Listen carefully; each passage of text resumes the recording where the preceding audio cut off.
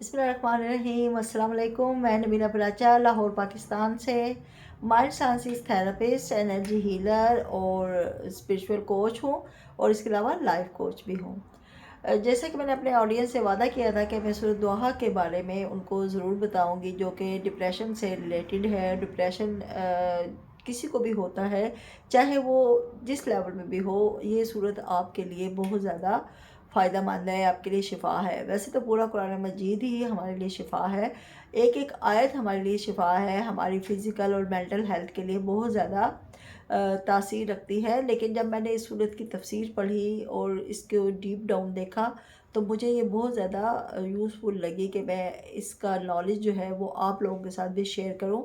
आपने मुझे बताना है मेरी वीडियो में आपको कुछ फ़ायदा हुआ, कुछ आपने इसमें से अपने लिए लिया। तो चलिए ज़्यादा टाइम ज़ाय के बगैर हम टॉपिक को स्टार्ट करते हैं। टॉपिक हमारा डिप्रेशन है। डिप्रेशन को इस के साथ रिलेट करके मैं आपको बताऊंगी कि हम इस सूरत को अपने लिए कैसे ले सकते हैं। सबसे पहले डिप्रेशन को डिफ़ाइन करूँगी, डिप्रेशन होता क्या है। अगर कोई शख्स ये कहता है कि मुझे डिप्रेशन नहीं होता, कभी नहीं होता, तो वो झूठ बोलता है मेरे ख़्याल में। डिप्रेशन एक ऐसी कंडीशन है, एक ऐसी स्टेट ऑफ माइंड है जो हर इंसान पे कभी ना कभी ज़रूर तारी होती है। इवन लाइफ में एक या दो दफ़ा वो ज़रूर डिप्रेस होता होगा। ये अलग बात है कि कुछ लोग इसको खुद ही ओवरकम कर लेते हैं अपनी विल पावर के साथ या कुछ अवेयरनेस के साथ, लेकिन डिप्रेशन होता है सबको। क्योंकि हमारे अम्बिया कराम भी इससे महफूज नहीं थे, यानी कि उनको भी डिप्रेशन होता था। उसी बारे में ये सूरत भी है। तो डिप्रेशन के थोड़ा सा मुख्तसर मैं बता देती हूँ कि डिप्रेशन कैसे होता है, क्यों होता है और किसको होता है। डिप्रेशन एक स्टेट ऑफ माइंड होती है जो आपको 1 our, 1 week, 1 day, 1 month, even के 1 ईयर्स के लिए भी हो सकती है। तो इससे आपने निकलना कैसे होता है और क्यों होता है ये। कभी किसी लॉस की वजह से, किसी की जुदाई की वजह से कोई ट्रॉमा हो जाता है। स्टूडेंट को होता है अगर एग्ज़ाम में मार्क्स अच्छे नहीं आए, फेल हो गए। इवन कि छोटा बच्चा अगर वो टॉय के साथ खेल रहा है, उसका टॉय टूट गया है या कोई उसकी कोई ऐसा और इशू हो जाता है, तो वो डिप्रेस फ्रस्ट्रेटेड हो जाता है। तो फिर थोड़ी बार वो नॉर्मल हो जाता है। तो ऐसे ही इंसानों के साथ भी होता है। जब हम बड़े होते हैं तो हम डिप्रेस होते हैं, फिर हम नॉर्मल होने में टाइम लगाते हैं क्योंकि अब हम बड़े हो चुके होते हैं। तो ये एक बहुत टॉपिक वसी है। बच्चों में और बड़ों के डिप्रेशन में क्यों डिफरेंस आ जाता है, इस पे फिर कभी ज़रूर बात करूँगी। अभी मैं आपको सूरत के साथ इसको रिलेट करके बताना चाह रही हूँ। तो डिप्रेशन के ऊपर हर कोई काबू पा सकता है और हर कोई नहीं भी पा सकता।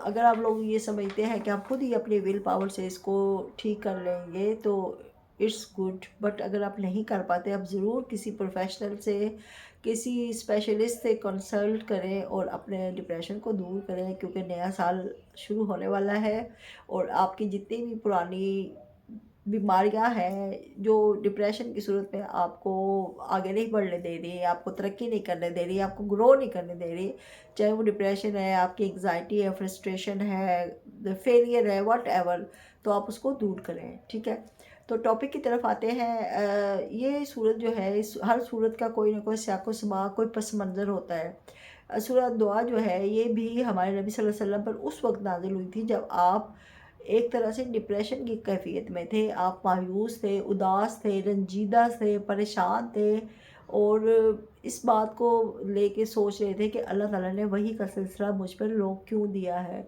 आप पे, हमारे नबी सल्लल्लाहु अलैहि वसल्लम पे कुछ अरसे के लिए वही का सिलसिला जो था वो बंद हो गया था, आप पे वही नाज़िल नहीं हुई थी। तो आप बहुत परेशान रहते थे। आपको आपके जो इर्द गिर्द मोहल्ले वाले या रिश्तेदार या जो मुखालफिन थे, कफ़ार, वो आपको ताने देते थे और कि आपके अल्लाह ने आपको पैगाम देना रोक दिया है। तो आप सल्लल्लाहु अलैहि वसल्लम इस चीज़ को लेके बहुत परेशान होते थे। और अबू जहल की बीवी जो थी वो आपको बहुत ज़्यादा ताने देती थी और कहती थी कि तुम्हारे अल्लाह ने तुम्हारे साथ राब्ता ख़त्म कर दिया है, अब तुम नमाज के लिए नहीं उठते। हमारे नबी तहज्जुद के लिए कुछ रातों को नहीं उठ पाए थे। ऐसे ही हमारे साथ भी होता है, जब हम किसी गम की कैफियत में होते हैं या मायूसी में होते हैं तो हम भी इबादत से हमारा दिल नहीं कर रहा होता, जी चुरा रहे होते हैं। तो जो लोगों की बातें हमें बहुत परेशान करती हैं। हमें अल्लाह पे भरोसा तो होता है, लेकिन जब लोग हमें ایسی بات کرتے ہیں یا کچھ سوال پوچھتے ہیں کسی بارے میں، تو پھر ہم پریشان ہو جاتے ہیں، اداس ہو جاتے ہیں، مایوس ہو جاتے ہیں۔ تو یہاں پہ ہم اس چیز کو اپنے ساتھ اس طرح سے ریلیٹ کر سکتے ہیں کہ آپ صلی اللہ علیہ وسلم بھی جیسے ان کی باتوں سے، لوگوں کی باتوں سے پریشان تھے کہ کیا پتہ نہیں کیوں مجھ پہ وحی کا سلسلہ رک گیا ہے، تو تب اللہ تعالیٰ نے یہ صورت نازل کی تھی، آپ صلی اللہ علیہ وسلم کو خوشخبری دی تھی، اور وہ کیا اس میں آیت سے میں وہاں سے سٹارٹ کرتی ہوں، اور یقیناً جلد دے گا آپ کا رب کہ آپ خوش ہو جائیں گے۔ یہاں پہ اللہ تعالیٰ نے آپ صلی اللہ علیہ وسلم کو یہ خوشخبری دی ہے کہ آپ کا رب آپ کو اتنا دے گا کہ آپ خوش ہو جائیں گے۔ جو وقتی طور پہ آپ کا سلسلہ منقطع ہوا ہے وہ کسی وجہ سے ہوا ہے۔ اس صورت کے شروع میں، اسٹارٹ میں، اللہ تعالیٰ نے جب سورج اور چاند، اس کے زمین اور رات اور دن کی قسم کھائی ہے، یعنی کہ دھوپ نکلنے کی اور چاند کے نکلنے کی، دن اور رات کی، تو اس میں اللہ یہ ہمیں پیغام ملتا ہے کہ جب وقتی طور پہ ہمارا کوئی کام رک جاتا ہے، ہم کسی رکاوٹ میں ہوتے ہیں، سٹک پوزیشن میں ہوتے ہیں، تو وہ ہمارے ایک طرح سے، جیسے رات کو یہاں پہ بیان کیا گیا نا کہ رات کا وقت ہے، تو وہ ہمارے لیے ایک رات کا وقت ہوتا ہے، ایک مایوسی کا بھی کہہ سکتے ہیں اس کو، یا ایک رکاوٹ ہوتی ہے، یا ایک ٹھہراؤ ہوتا ہے۔ وہ اس لیے ہوتا ہے کہ ہم اپنی جو انرجی ہے وہ ریسٹور کریں، اس کو دوبارہ سے جمع کریں۔ جیسے رات آرام کے لیے ہوتی ہے، سکون کے لیے ہوتی ہے، اسی طرح وہ وقت ہمارا بھی جو ہے وہ ایک سکون کا ہوتا ہے، اور اپنے آپ کو دوبارہ سے نئے سرے سے تازہ دم کرنے کا ہوتا ہے۔ تو ہمارے نبی صلی اللہ علیہ وسلم کو بھی اسی طرح سے اللہ تعالیٰ نے مخاطب کیا ہے کہ یہ تمہارے آپ پہ جو وحی کا سلسلہ رکا ہے، یہ آپ نے دوبارہ سے اپنے آپ کو تازہ دم کرنا ہے، کیونکہ ظاہر ہے آپ جب لوگوں کو پیغام دیتے تھے تو آپ پہ بہت زیادہ تکلیفیں بھی تھیں، آپ پہ آزمائشیں بھی تھیں، آپ پہ بہت زیادہ آپ نے مشکلات بھی برداشت کی، اور محنت بھی ظاہر ہے، اس میں جدوجہد بھی ہوتی تھی۔ تو آپ صلی اللہ علیہ وسلم کو یہ کہا گیا کہ وقتی طور پہ جب یہ سلسلہ رکا ہے، کوئی بھی سلسلہ یا وہ سلسلہ، تو اس کی وجہ اللہ تعالیٰ کی کوئی حکمت ہوتی ہے، انسان خود کو دوبارہ سے تیار کرتا ہے۔ تو یہاں پہ بھی ہمیں یہی بات جو ہے وہ بتائی گئی ہے۔ تو پھر آگے جو ہے کہ کیا نہیں اس نے پایا آپ کو یتیم تو ٹھکانہ دیا، اس نے پایا آپ کو بے خبر تو اس نے ہدایت دی، اور اس نے پایا آپ کو مال سے محروم تو مالدار کر دیا۔ اب یہاں پہ ہمارے نبی صلی اللہ علیہ وسلم کو مخاطب کیا گیا ہے، لیکن قرآن پاک جو ہے وہ رہتی دنیا تک کے انسانوں اور مسلمانوں کے لیے ہے، تو ہم اس چیز کو اپنے لیے بھی لے سکتے ہیں۔ اللہ تعالیٰ نے نبی صلی اللہ علیہ وسلم کو یہ کہا ہے کہ آپ کیوں مایوس ہوتے ہیں، کہ اللہ تعالیٰ نے جب آپ کو یتیم پایا تو آپ کو بہترین ٹھکانہ نہیں دیا، آپ وہ وقت بھول جاتے ہیں، اس وقت کو یاد کریں، تب بھی آپ مشکل میں تھے، اللہ تعالیٰ نے آپ کو آپ کا ساتھ دیا تھا، آپ نے بہت اچھی پرورش پائی اپنے چچا اور دادا کے ساتھ، یتیمی کا یا محرومی کا کوئی آپ کو احساس نہیں انہوں نے ہونے دیا۔ اور پھر آگے ہے کہ جب اس نے پایا آپ کو بے خبر تو ہدایت دی۔ ہمارے نبی صلی اللہ علیہ وسلم جب عرب کے حالات سے پریشان رہتے تھے، وہاں کی جاہل قوم سے پریشان رہتے تھے، اور جا کے غور و خوض کرتے تھے غار حرا میں، تو اللہ تعالیٰ نے اس وقت کا آپ کو یاد دہانی کرائی ہے کہ کیا آپ جب مایوس تھے، اداس تھے، پریشان تھے، یا بے خبر تھے کہ آگے میں کیا کروں گا، میں کیسے ان لوگوں کو سیدھا راستہ دکھاؤں گا، کیسے ان کے لیے کام کروں، تب اللہ نے آپ کو ہدایت دی۔ وہ ہدایت جو تھی وہ وحی کی صورت میں نازل ہوئی۔ یہ وہی ہدایت وحی کو کہا گیا ہے۔ تو کیا اللہ نے تب آپ کا ساتھ چھوڑا، آپ کو ہدایت دی، اس وقت کو یاد کریں۔ اور پھر آگے جب آپ مال سے محروم تھے تو آپ کو مالدار کر دیا۔ یہ کتنی پیاری بات ہے کہ جب ہمارے نبی صلی اللہ علیہ وسلم یعنی کہ ایک ایسی حالت میں تھے جب ان کے کوئی اس طرح سے مالدار نہیں تھے، جیسے عرب میں ہوتا ہے، بہت مالدار لوگ ہوتے ہیں، تجارت کرتے ہیں، تو آپ صلی اللہ علیہ وسلم کو شادی کے پیغام جو تھا حضرت خدیجہ کے ذریعے خود دلوایا گیا، یعنی کہ آپ صلی اللہ علیہ وسلم کو پیغام بھیجا گیا اور آپ کو مالدار کر دیا، آپ نے پھر اپنی تجارت، اپنا بزنس شروع کیا۔ تو یہ اللہ تعالیٰ کو یاد دہانی کرا رہا ہے، جیسے ہم اپنی نعمتوں کو یاد نہیں کرتے، تو یہ بھی ایک طرح کی ان کو چیزیں دی گئی، ان کا وقت بدلا گیا۔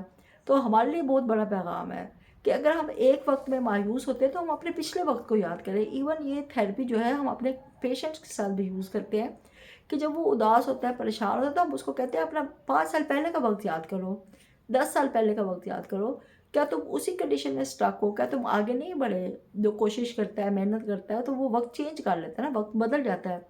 وقت کی سب سے بڑی یہ خوبی بھی ہے اور اس کی خامی بھی ہے کہ یہ کبھی ایک جیسا نہیں رہتا ہے، نہ اچھا وقت ہمیشہ رہتا ہے اور نہ برا وقت ہمیشہ رہتا ہے۔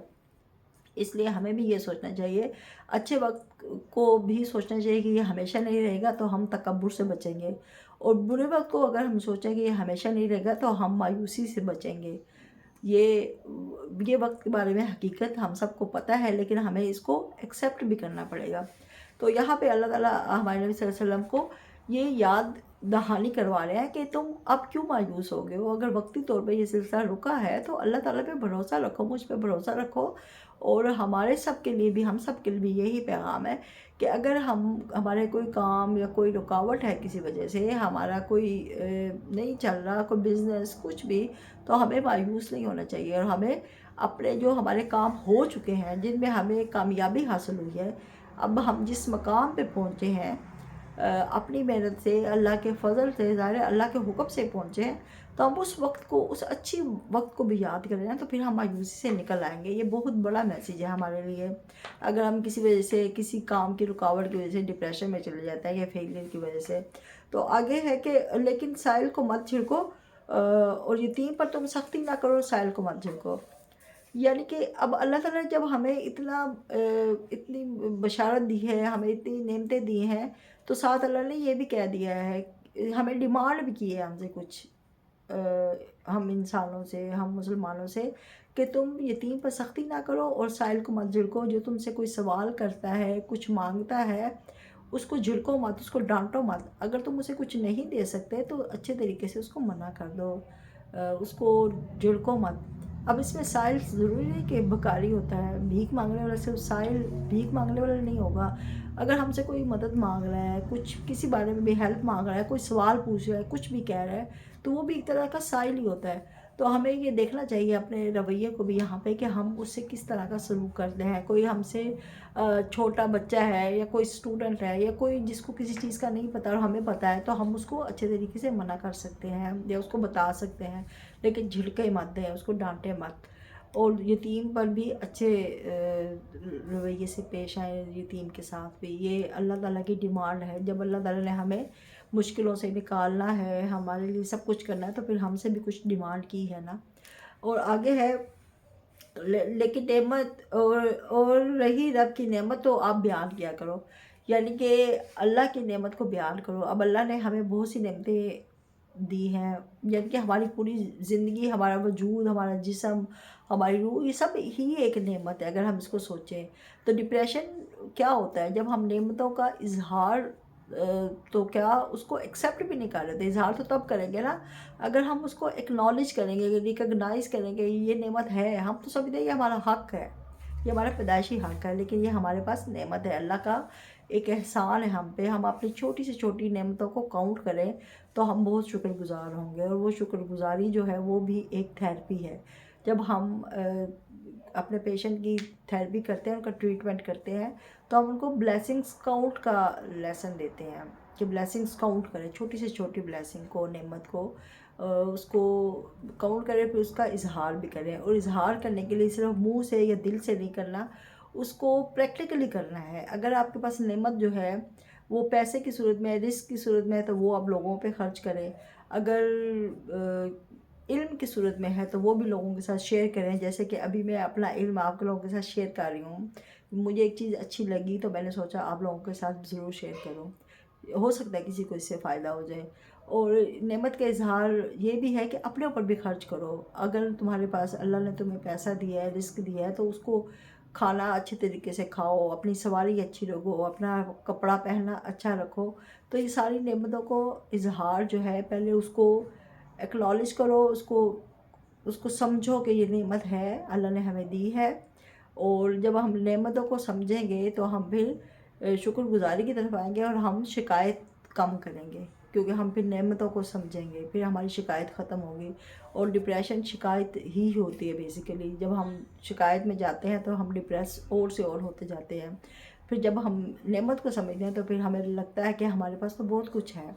تو یہ سورت کا بیسیکلی، سورت دعا کا بیسیکلی یہ ٹاپک تھا. ابھی میں نے آپ کو زیادہ ڈیٹیل میں نہیں بتایا کیونکہ ٹائم بہت لمبا ہو جانا تھا، ویڈیو لمبی ہو جانے تھی اور آپ لوگوں نے بور ہو جانا تھا.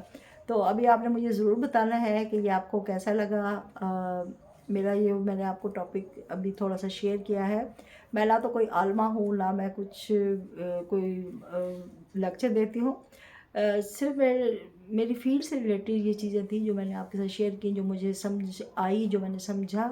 کوئی کمی بیشی ہو، کوئی کوتاہی ہو تو درگزر کیجیے گا. اور مزید کون سا ٹاپک آپ سننا چاہتے ہیں اسی ٹاپک پہ، ڈپریشن پہ، وہ بھی بتائیں کس ٹاپک پہ آپ لیکچر سننا چاہتے ہیں، قرآن مجید سے ریلیٹڈ یا ویسے ہمارے اپنے جو علوم ہیں اس سے ریلیٹڈ.